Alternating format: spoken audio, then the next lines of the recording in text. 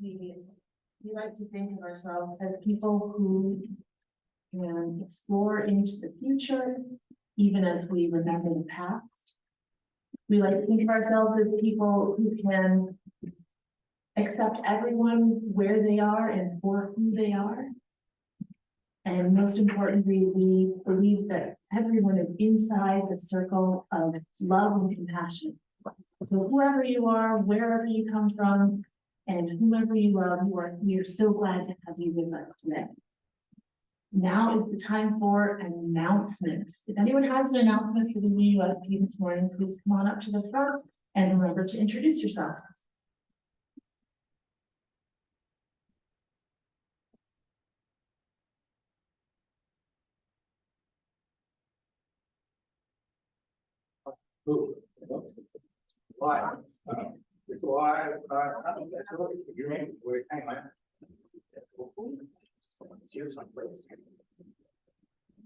Yes. Thank you all. I'm John. In the absence of Kay, I have been commissioned to make sure you all get your directories. So I'm going to wander around a little bit now and give you directories. If I miss you, they'll be back there or on the table in front, but I have the word has come on down from Kay. So I want to ensure that I fulfill my job.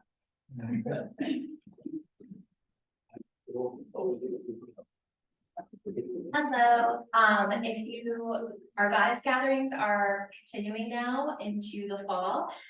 We are going to meet Thursday evening and Fridays from like 12-ish to 1:30-ish in the afternoon. The evening hours on Thursday are like 7 to 8. If you're interested, let us know. Our Friday sessions are going to be a little bit more not detail. We're going to be doing each person's going to pick a topic and then we're going to discuss it, or we're going to do crafts and stuff like that. So it's going to be a little more organized than it has been in the past. So if you're interested, let me know. Thanks. Bye.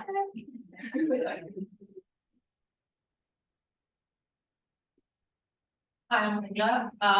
Yesterday at our board meeting, the decision was made that we will move forward with having a full-time hired RE teacher for the RE group. Yeah. And the good news is it's Megan Mickle, who is currently overseeing our nursery. Megan has a master's in education, so she will be perfect for this role. The vision is that obviously she's going to put more planning into it as she thinks out a curricula for RE. What's nice is she'll be able to hand it off to whoever is managing nursery to have kind of projects linked to, and then hand it to Ruby so that what Ruby is doing with the tweens, you know, we have a unified education approach because the kids are our future and they're on a UU journey also. So I think that's good. We do need to fill nursery, and we are probably looking, we are looking for, Megan was probably a little overeducated for nursery, but she's perfect for what we want in RE. So we're looking for, and I say this with the utmost respect, babysitter, and somebody that's good with kids, can manage a couple of kids, and can also do projects with kids. We're still working out the finances in terms of what we will be able to pay, but if you know of any, please let somebody on the board know and we will pursue that. All right, thank you.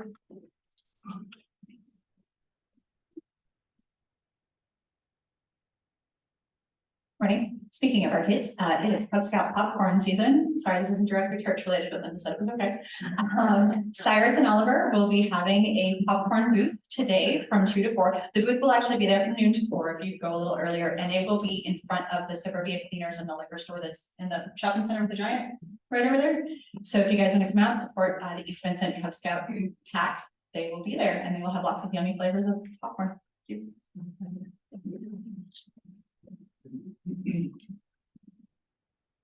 Good morning, I'm Clifford, and in November, I'm going to be doing a cooking demonstration of how to take a turkey apart and get 4 different dishes out of it instead of just the one usual kind of big roast turkey. This is going to be Saturday morning, November 11th, that we're going to do that, and I'm coordinating all this with Linda. And it should be really fun. There's room for about 20 people, I think. And so we'll need to people need to sign up for that and register. And also Sam and I are going to be away in Europe for part of October. And so we'll be gone. So just so you don't miss us. Is that a fundraiser? Yeah. Oh, yes. Yeah. This is a fundraiser. It's $20 a head, and all proceeds go to the UUFP. And it's open to people from outside. Yes, yeah, it's open to everyone in the world. So youngsters as well. Oh, absolutely. Okay. Yes.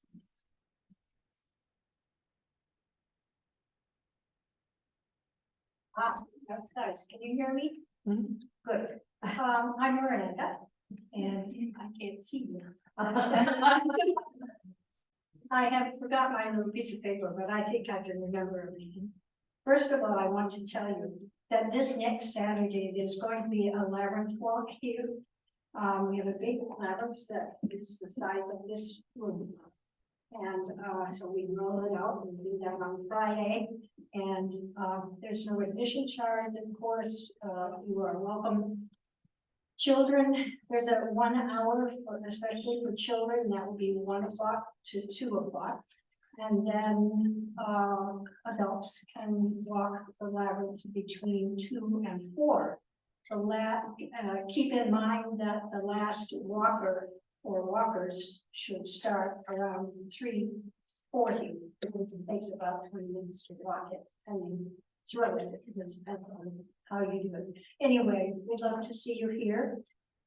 Sally Martin will be here. She's always here for advising and to help people who haven't done it before. Let's see. And the other thing is, I'm really excited about this. Well, I'm excited about the labyrinth too, but in October, we're going to have a Halloween party on the 21st. And what it is actually is it's a supper. It's a, now let's see, how do they say? Brains and Franks. We're gonna have brains. And so, no, just, it's gonna look like. Anyway, and that will conclude a costume review for the children. So the kids get to show off their costumes, and a costume contest for the adults. And there will be plenty of time if you don't want your kids to ruin their costume before Halloween. They can, we'll have the RE rooms open for people to put their costumes on and take them off. So anyway, I'm really looking forward to it. We're having fun planning. It's the 21st of October, Saturday, 5:30 starts. That's when we're cooking the brains.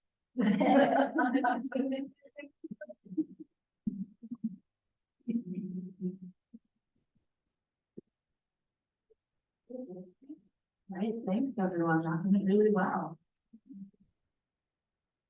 Now it is time to light the chalice. Chloe, did you want to light this morning?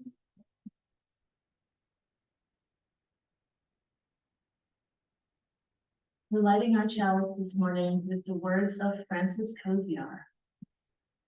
We light this chalice today as a people dedicated to personal growth. May it burn away the impressions we have been taught and glow instead with the humility of learning. May it reignite our dreams for a better world and kindle our joy for simple living. May its warmth extend out into forgotten alleyways of exclusion and bring us home to love, to welcoming. You got it. And to all the challenges, questions, and blessings of this beautiful path to becoming a beloved community.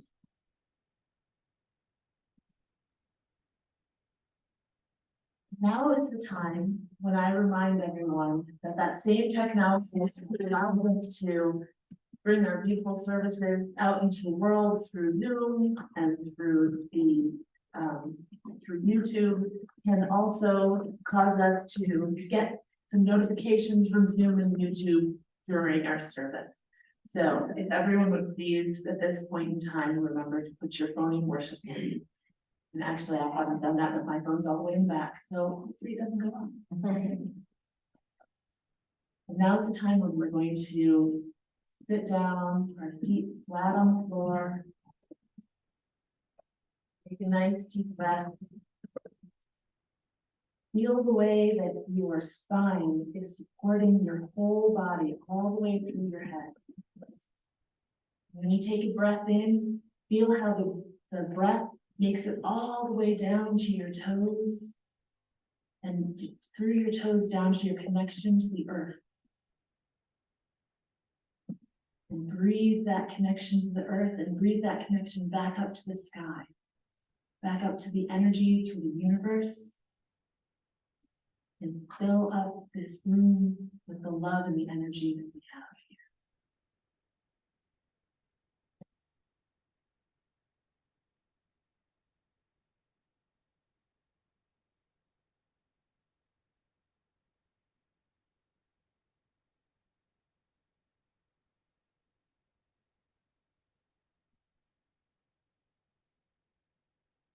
Our opening words this morning are by Reverend Gretchen Haley. He writes, God runs late for church. Today, God is running late, trying to find their seat, scanning the room for someone they know or someone they don't. God's feeling evangelical, but not in a judgy way. Mysterious, but not manipulative. God can't stop thinking about the James Webb Telescope and the possibility that time is not linear, which God might have guessed from the never-ending urgency of some upcoming election and the likelihood that sometime last week Halloween candy would have shown up in the grocery store. God is tired. Aren't we all? God is tired of grief and white supremacy and the warming of the oceans, not to mention that they usually come to a later service. They watch it online. And it's hot. Well, not anymore, but sometimes it's hot. And when is that air conditioning going to get fixed at home? God wonders. And of course, we're all like, no kidding, God, can't you do something about that? But God's hearing aid batteries ran out and they haven't had time to order more. Or at least that's what they can say when they're asked that question and can actually hear it. But really, that last emergency room visit maxed out their credit cards and their partner's been working DoorDash for some extra cash and it's just not enough. But God just wants to be present and stop worrying about everything and sing and breathe and laugh. We got you, God, we say. Well, we'll settle in and we'll be present and we'll sing. And we'll tell our stories and we'll breathe deep. We'll remember ourselves and we'll offer whole galaxies of gratitude for all this beauty, for all those apple trees and the blooming forests, for zucchini bread and the US women's soccer team, for protest letters and entire villages of people saying, you are safe here, God. Your creation is not yet done creating you. So come, let us worship together. And now we have a special performance and Anna is going to introduce it for us.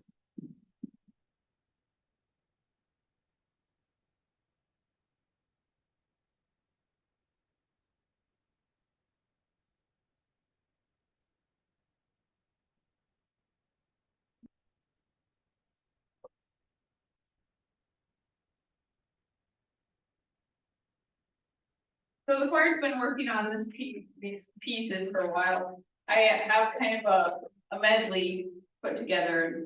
As a composer, I really don't like medleys, but I took out the things that I don't like about medleys in this, so it's not exactly like normal medleys.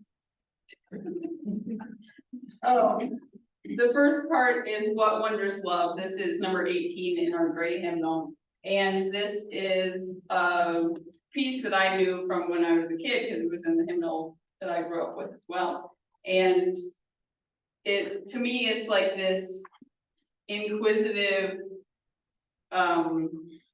it's asking like, what is this feeling? It's like as if you experience unconditional love for the first time and you're just like, whoa, like what is this? And then there's a little bit of an interlude that I wrote, and then the next one is 10:13 from our Teal hymnal, and this is Open My Heart by Henry S. Fleury.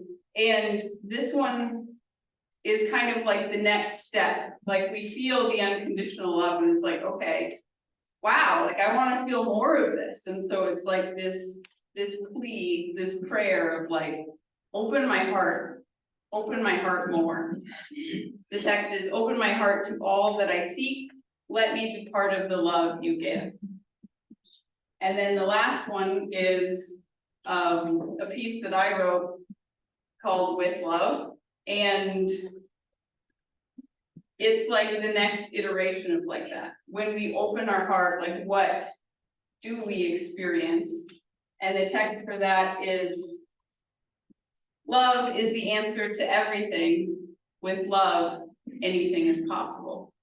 And so I just invite all of you to sense into that. And we all have things in our life that maybe seem impossible. So just kind of sit with that and think with, not think, but feel into, if there was love there, if there was love in this situation, if there was unconditional love in this, would that make it possible? So with that, let's listen to the choir, and I'm excited for this piece, so I hope you enjoy it. That is. Okay.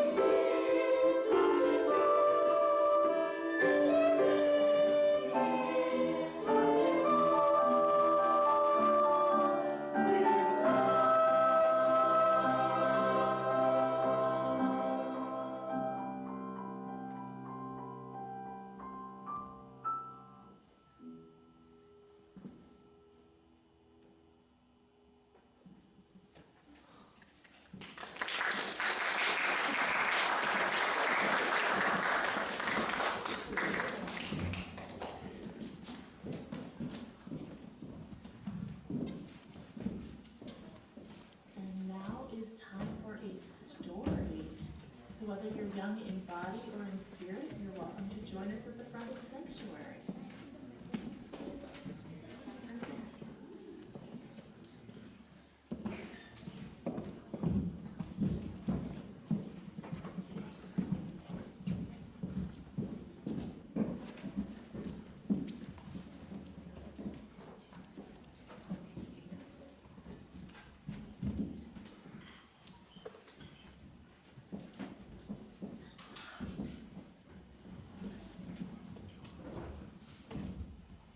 Is this on? I'm not sure how to follow that up. It was beautiful. So this is one of our favorite stories. It's called The Sneetches. Yeah, one of the lesser known Dr. Seuss, but beautiful. Well, we're not reading the other stories today. The Sneetches. Now, the star-belly Sneetches had bellies with stars. The plain-belly Sneetches had none upon ours. Those stars weren't so big, they were really so small. You might think such a thing wouldn't matter at all. But because they had stars, all the star-belly Sneetches would brag, "We're the best kind of Sneetch on the beaches." With their snoots in the air, they would sniff and they'd snort. We'll have nothing to do with those plain-belly sort. And whenever they met some, when they were out walking, they'd walk right on past them without even talking. When the star-belly children went out to play ball, could a plain belly get in the game? Not at all. You could only play if your bellies had stars, and the plain belly children had none upon ours. When the star-belly Sneetches had Frankfurter roasts, or picnics, or parties, or marshmallow toasts, they'd never invite the plain belly Sneetches. They left them out cold in the dark of the beaches. They kept them away, never let them come near, and that's how they treated them year after year. So sad. And one day, it seems, while the plain-belly Sneetches were moping and doping alone on the beaches, just sitting there wishing their bellies had stars, a stranger zipped up in the strangest of cars. "My friends," he announced in a voice clear and keen, "my name is Sylvester McMonkey McBean, and I've heard of your troubles, and I've heard you're unhappy, but I can fix that. I'm the fix-it-up chappie. I've come here to help you. I have what you need, and my prices are low, and I work at great speed, and my work is 100% guaranteed." Then, quickly, Sylvester McMonkey McBean put together a very peculiar machine, and he said, "You want stars like a star-belly Sneetch? My friends, you can have them for $3 each. Just pay me your money and hop right aboard." So they clambered inside, and the big machine roared, and it clonked, and it bonked, and it jerked, and it burked, and it bopped them about. But the thing really worked.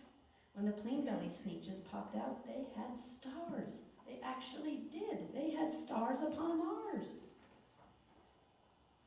Then they yelled at the ones who had stars at the start. "We're exactly like you. You can't tell us apart. We're all just the same now, you snooty old smarties. And now we can go to your Frankfurter parties." Good grief, groaned the ones who had stars at the first. "We're still the best Sneetches, and they are the worst. But now how in the world will we know," they all frowned, "if which kind is what, or the other way round?" Then up came McBean with a very sly wink, and he said, "Things are not quite as bad as you think. So you don't know who's who? That's perfectly true. But come with me, friends. You know what I'll do? I'll make you again the best Sneetches on beaches, and all it will cost you is $10 eaches." "Belly stars are no longer in style," said McBean. "What you need is a trip through my star-off machine. This wondrous contraption will take off your stars, so you won't look like Sneetches who have them on ours." And that handy machine, working very precisely, removed all the stars from their tummies quite nicely. Then, with snoots in the air, they paraded about, and they opened their beaks and they let out a shout. "We know who's who, now there isn't a doubt. The best kind of Sneetch are Sneetches without." Then, of course, those with stars all got frightfully mad. To be wearing a star now was frightfully bad. Then, of course, old Sylvester McMonkey McBean invited them into his star-off machine. Then, of course, from then on, as you can probably guess, things really got into a horrible mess.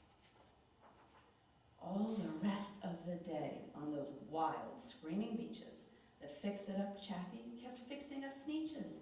Off again, on again, in again, out again, through the machines they raced round and about again, changing their stars every minute or two. They kept paying money, they kept running through, until neither the plane nor the star bellies knew whether this one was that one, or that one was this one, or which one was what one, or what one was who. Then, when every last cent of their money was spent, the fix-it-up chappie, he picked up and he went. And he laughed as he drove in his car up the beach. They never will learn. No, you can't teach a Sneetch. But McBean was quite wrong. I'm quite happy to say that the Sneetches got really quite smart on that day. The day that they decided Sneetches are Sneetches, and no kind of Sneetch is the best on the beaches. That day, all the Sneetches forgot about stars and whether they had one or not upon theirs.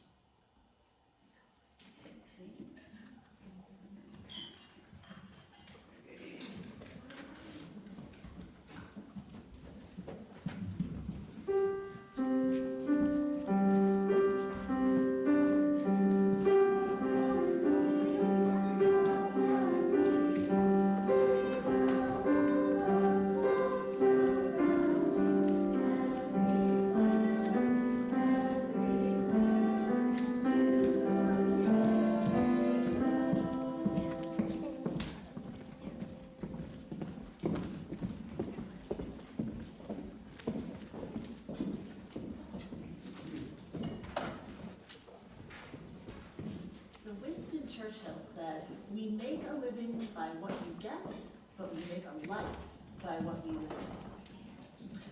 Sorry, that was we give. That makes a little more sense in the context. The life and the work of this fellowship are enriched by the gifts that you offer. You offer your companionship, you offer your caring, you offer your time, you offer your food, and yes, even your money. So let there be a morning offering to sustain and support the needy.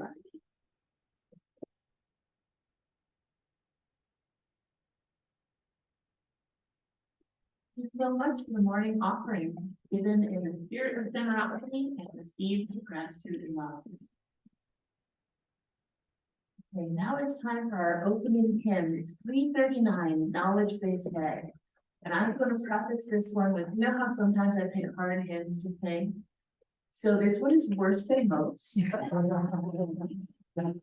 I love the words, but it's in 3/2 time, and whoever was putting the words to the music didn't do a great job, so that like you think that you're gonna have a note that goes up, but it doesn't, or you think that it's gonna have the emphasis, and then it's like a long note that has no emphasis, and you're like, why are we like holding the S in thus? Anyhow, it's a really like the words are really great. So if you can't follow the tune, no big. We'll just make sure you read the words. It's number 339, Knowledge They Say.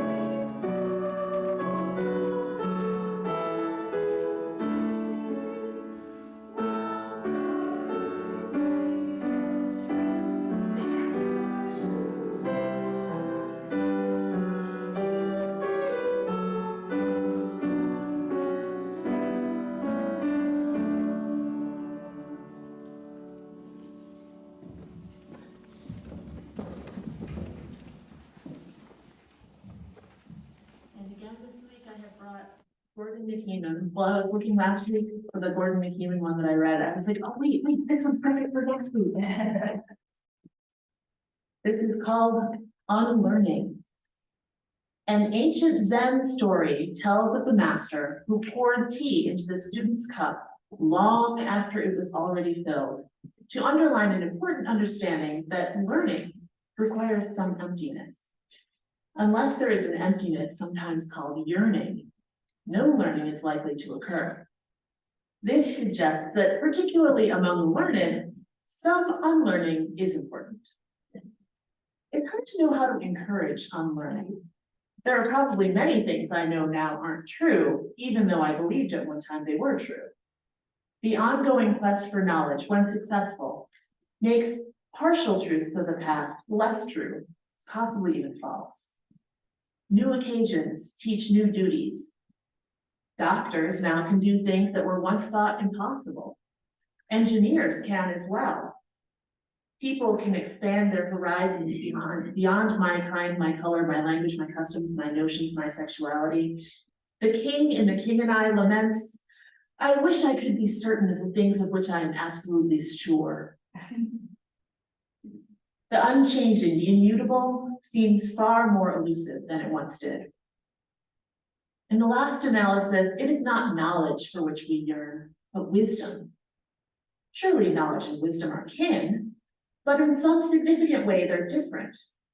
Put another way, knowledge offers us the key to how to. Knowledge has opened doors to possibilities undreamed of in earlier times. The marvels of modern science and its twin technology are impressive, often even astonishing. The pace at which new knowledge is discovered seems to accelerate daily. Some even wonder if we ordinary folks are not suffering from the impact of information overload, knowing too much all at once. Wasn't there a movie about that, Everything All at Once? Yes. It's more likely that the growth of knowledge, which we assumed would simplify decision-making, appears to be making decisions more difficult.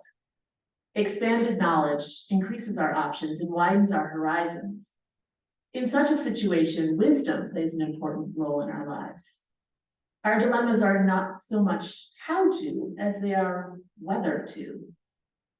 Even ordinary events prevent a bewildering array of choices, what to have for dinner, what toothpaste to use, what to wear. Knowing the choices helps but a little. Wisdom fundamentally is knowing who you are, where you are, and what you're trying to be. These are not matters of knowledge. These are matters of faith.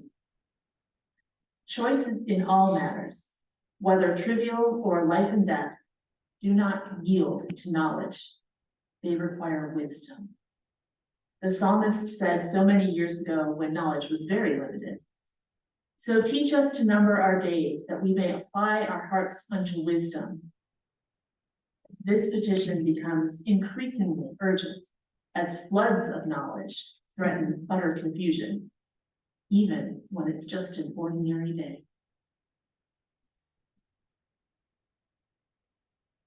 Now we have more music. This is number 291, Die Gedanken sind frei, sorry.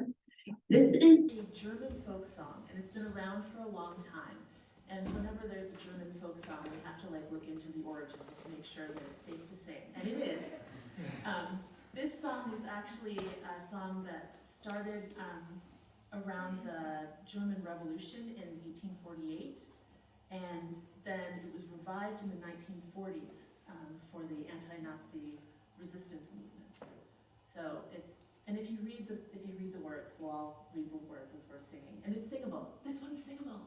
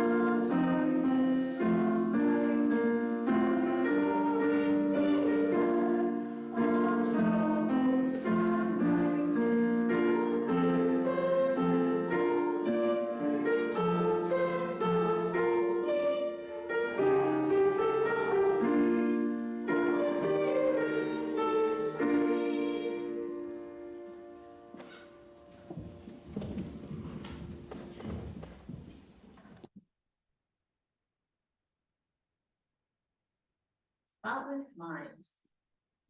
Fans of that 2004 movie, Eternal Sunshine of the Spotless Mind, will recognize this title. And one of the major themes of that movie is that forgetting your past dooms you to repeat it. So if that's the case, why should we ever want to unlearn things? Well, there's a difference between unlearning and forgetting. Anyone who's taken lessons for some difficult physical task will tell you that it's easy to pick up habits. So for example, that golf swing that first allowed you to hack around the course, or that awkward arm flick that first allowed you to get an extra rotation on your double pirouette, or that way you first held the knife to chop up the celery and carrots.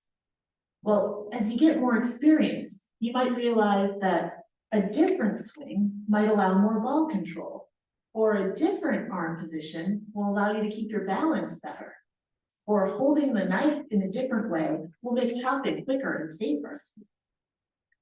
The Boy in The Boy, the Mole, the Fox, and the Horse. This is a really beautiful book. It was popular like a couple of years ago, but it's really beautiful and it's a short read. And every single page is like something that you could just have by itself on your wall. It's like an inspirational quote. But one of the pages, he says, "I wish there were a school of unlearning.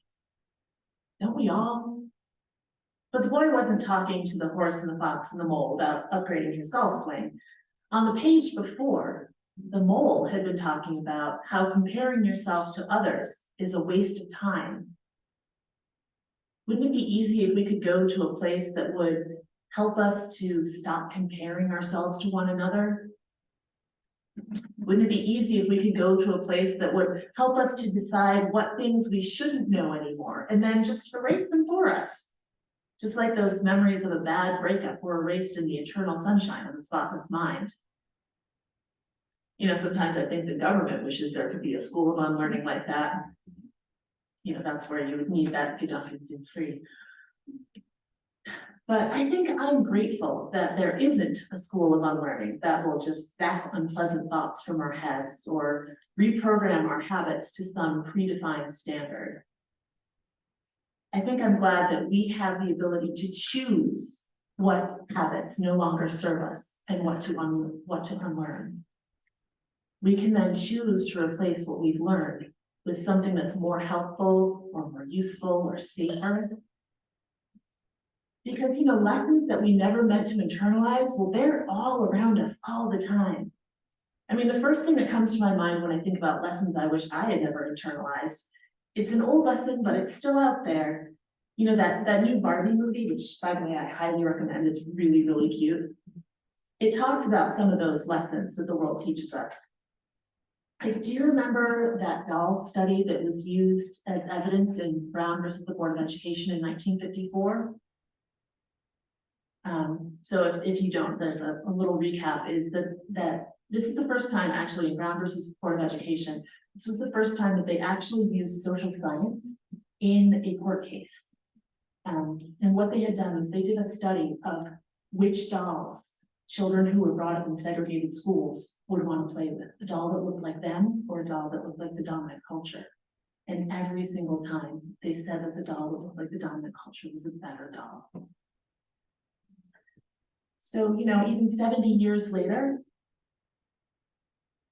the blonde Barbies with the standard figures, they still outsell all the curvy Barbies and the brunette Barbies and the darker skin Barbies and Ken dolls. And it's not just Barbie, like the Rainbow High dolls and the LOL dolls, and there are toys and books across the spectrum. Now, I admit that my most recent review is not super scientific. It's just based on what I see going on sale in the Target, the local Target, and the numbers on Amazon. Because you know how when you're looking at Amazon for like, you have like a screen full of things, you can actually see it says, oh, there were 50 of these bought in the last month. Well, if you look at those numbers, like the blonde Barbie numbers are way higher than all the other Barbie numbers. Even if the prices, okay, this is the digression, but my sister, a couple years ago when they introduced those like Barbies of all types, they had like, the tall Barbies, and then Barbies with like curly hair, and Barbies with straight hair. And they had the short Barbies, and they had the curvy Barbies, and they had like all the different Barbies wearing all the different cool clothes. One day my sister was on Amazon looking for something completely unrelated, but she's in fashion, so she happened to like get a whole bunch of Barbies on her screen, and she noticed that like all the non-standard Barbies cost less than the regular Barbie. And she complained, and I guess a ton of people complained because Amazon does not do that anymore. All the Barbies cost about the same amount. But when you look at who's buying what, you can still see that people are buying the blonde, blue-eyed, standard sized Barbie more than all the others. Anyhow, okay. As kids, we also learn that we're expected to act in certain ways and to like certain things based on what we looked like when we were born.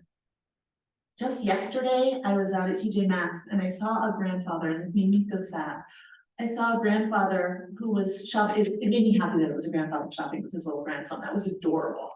But they were in the toy aisle, and the little boy was like looking at the stuffed animals and the dolls, and he was like pointing to something, and his grandfather was like, "Oh no, kiddo, the trucks are down this way. Let's go look at trucks." Like, but what if he wants to design fashion when he grows up? What if he wants to be a veterinarian when he grows up? He's not allowed to play with those? So, you know, that toddler has some things he may need to unlearn someday.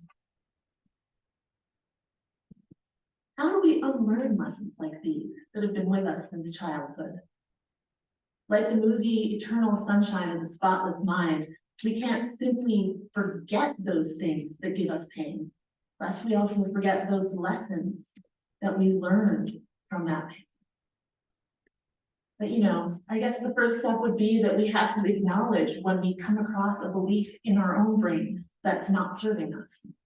And sometimes that can be really hard to do. When a belief is as common as the air we breathe, like they always talk about, fish don't know about water because that's just what's there.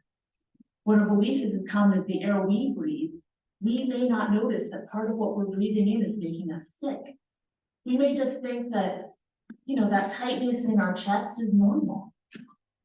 I mean, when I grew up, people smoked in the restaurants and the corridors of the mall, and my dad smoked, even though he went out of his way not to smoke in front of my sister and me. The first art project I ever made was an ashtray. Everyone in the class was making ashtrays. Smoking was as common as air, and then society decided to change.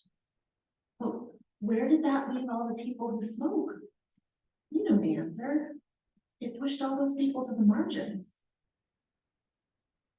When I was little, there was a lot of pressure to smoke. It was normal, it was expected, everybody smoked. Now there's a lot of pressure not to smoke. And when people smoke, they're segregated to areas away from others. But that's a choice that doesn't belong to society. It never has. Your choices of what you do belong to you, belong to the person. So when somebody decides that that smoking is not serving them anymore, it's a really hard personal journey to stop. Especially because there are some things about smoking that may still be serving a person. Like just because a habit is harmful in some ways doesn't mean it's not beneficial in other ways. So recently I heard an NPR interview with Elise Hu, the author of the book Flawless. Like she was stationed in Korea for NPR, and when she came back, she noticed a whole bunch of things about Korean beauty standards that were starting to make their way over to the US. She said in Korea, there are actual specifications called specs that tell men and women how closely their physical appearance meets or fails to meet the Korean standard for beauty. Like if you go to, like if you're on a website to like make matches, or if you are applying for a job, you're applying for a job and you have to put a headshot on your resume. Like that's normal. Passport photos come pre-photoshopped. That's normal. Your passport, like you would think, well, wouldn't you want your passport photo to actually look like you? Honestly, it reminds me a little of that Scott Westerfeld novel Uglies. It's set in a dystopian future where everyone is expected to and excited to get surgery at a certain age to make them pretty. In South Korea, plastic surgery to conform to these beauty standards is totally normal and acceptable. And it's subsidized so that it's accessible for everybody. At the end of the interview, Hugh said something about how she wishes that the beauty standard would go away because beauty doesn't need to be standardized. We're individuals, we're not standard. We're each unique, we each have unique gifts to the world, and that's worth celebrating. One of the things I love about being a UU is that we are encouraged to look at the ways we see the world, to look at the actions that we take in the world as part of our faith. We're encouraged to keep the practices and the ideas that serve our purpose and discard or rework what doesn't fit us anymore. For those deists among us, we could say it as, if God never wanted us to grow, we would be born as teenagers. Because, teenagers know everything. I'm still learning and growing every day. I'm not the same person I was when I was a teenager. I distinctly remember in American history class during my junior year, scoffing at the idea of joining the PTA. Why would I ever want to join the PTA? And can I just say I'm a great representative in my kids' PTA? It is such a gift that we are born with the ability to learn new things. And it's a gift we never lose. Our brains remain plastic throughout our entire lives. We can grow and change for as long as we have the intellectual humility to engage with the idea that, like the king and I, we may not know what we think we know. The whole world is a school of unlearning. We don't need to go to a special place to learn to unlearn. We don't need to start over with a spotless tabula rasa. I mean, sometimes we may need help to identify which part of the air we breathe is making us sick. But we don't need to get a degree or put letters after our names in order to name our pain. We don't need someone else's permission or validation before we're allowed to let go of thoughts or habits that hurt us, any more than we need someone's permission or validation to change the swing in our golf game. Realizing that it's okay to be ourselves and then go out to actually be ourselves, our authentic selves. That's so much scarier than learning the finger position to properly chop vegetables. But it's worth the effort. It's worth the risk. Now, I'm not saying the world's going to jump up and agree with you if you know something about you that other people consider commonplace is not something that serves you. I know that's not always going to be the case, but anything that you know, you should know that you are accepted. You are loved. You are filled with the light of creation just as you are right now. God may be running late for church today. There may be a lot on God's plate. But as Lady Gaga says, God makes no mistakes. So rejoice and love yourself today, because baby, you were born this way.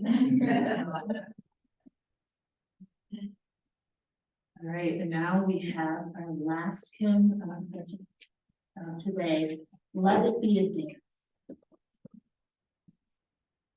Really, everything in life is a dance. It's number 311.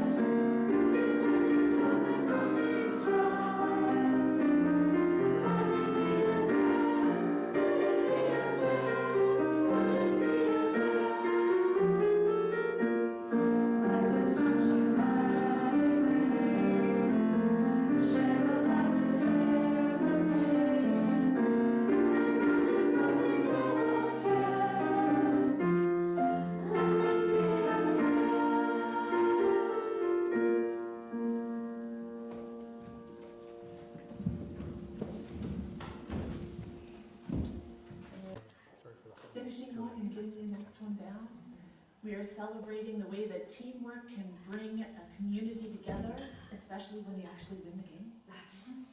We are celebrating the way that surgeries that would have been unimaginable like 70 years ago are something that we can do today, and how much it improves people's ability to interact with the world. So we have lots of things to celebrate today that we've spoken about out loud. I'm sure we have stuff that we're keeping in our hearts. And I'm sure we also have some things that are a little bit harder to bear that we're keeping in our hearts too. So for all those things that we are celebrating and that we are mourning today, let's just have a moment of silence.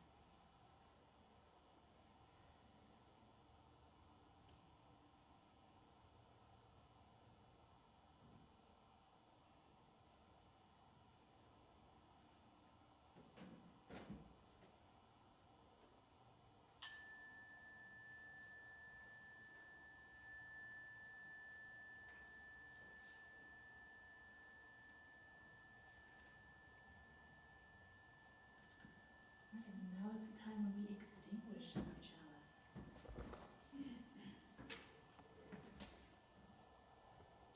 We extinguish our chalice flame.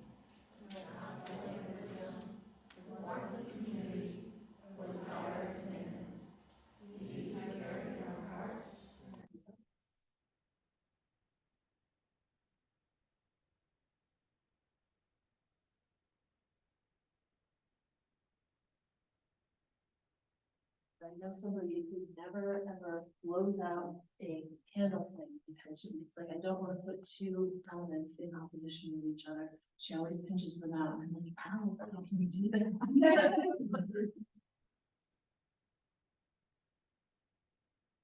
So as we close our service today, I'd like to share a poem by Mother Teresa that was inscribed on the wall of her children's home in Calcutta. People are often unreasonable, illogical, and self-centered. Forgive them anyway. If you are successful, you will win some false friends and some true enemies. Succeed anyway. If you are honest and frank, people may cheat you. Be honest anyway.